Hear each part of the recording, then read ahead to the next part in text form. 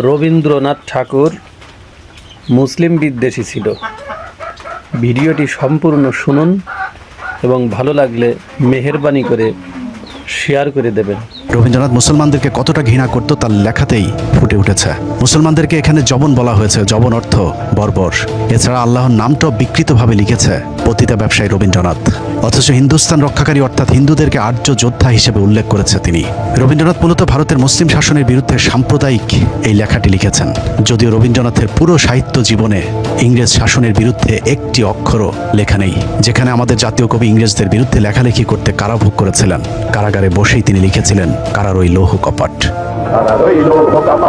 প্রায়শ্চিত্ত নাটকে রবীন্দ্রনাথ লিখেছেন, খুন করাটা যেখানে ধর্ম সেখানে না করাটা পাপ। এটা শিখতে তোমার বাকি আছে যে মুসলমান আমাদের ধর্ম নষ্ট করছে, আর যারা মিত্র তাদের বিনাশ না করাই অধর্ম। বেদ ব্রাহ্মণ রাজা ছাড়া আর কিছু নাই ভবে পূজা করিবার, এই কটি কথা যেন মনে সার, ভুলিনি আমি কথা হবে। অর্থাৎ পৃথিবীর একমাত্র হিন্দু ধর্মই সঠিক ধর্ম, তাদের ব্রাহ্মণ রাজাই একমাত্র পূজার যোগ্য। এক কথায় বললে রবীন্দ্রনাথ ছিল শুধুমাত্র মুসলিম বিদ্বেষী। রবীন্দ্রনাথের জীবদ্দশাতেই তার বিরুদ্ধে সাম্প্রদায়িকতার অভিযোগ উঠেছিল। বিশেষ করে মুসলিম বিদ্বেষের বিষয়টি পরিষ্কারভাবেই ফুটে উঠেছিল এবং রবীন্দ্রনাথ নিজেই হিন্দুত্ববাদীদের কবি হিসেবে নিজেকে পরিচয় দিতে গর্ববোধ করতেন। তিনি লিখেছিলেন, মুসলমান বিদ্বেষ বলিয়ে আমরা আমাদের জাতীয় সাহিত্য বিসর্জন দিতে পারি না। মুসলমানদের উচিত নিজেদের জাতীয় সাহিত্য নিজেদেরই সৃষ্টি করা। রবীন্দ্রনাথ জীবিত থাকতেই তার সাহিত্য মুসলমানদের জন্য নিষিদ্ধ করে গিয়েছিলেন, যদিও সেই সাহিত্য এখন আমাদের মুসলমানদেরকে নানাভাবে গেলানোর চেষ্টা করা হচ্ছে।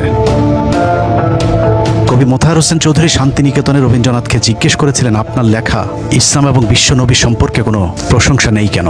উত্তরে রবীন্দ্রনাথ বলেছিলেন, কোরআন পড়তে শুরু করেছিলাম কিন্তু বেশি দূর এগোতে পারিনি, আর তোমাদের রাসূলের জীবন চরিত্র ভালো লাগেনি।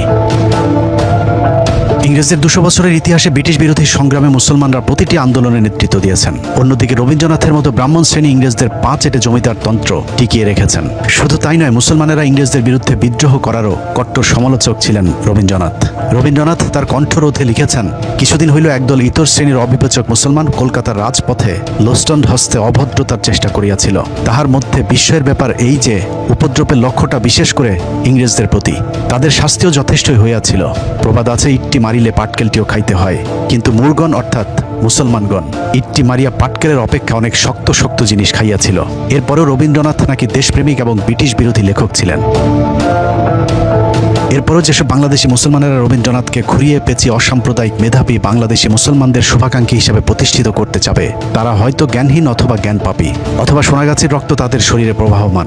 রবীন্দ্রপ্রেমীরাই সিদ্ধান্ত নিক তারা আসলে কোনটা। বাংলাদেশের মুসলমানদের কাছে আজ সবকিছু পরিষ্কার।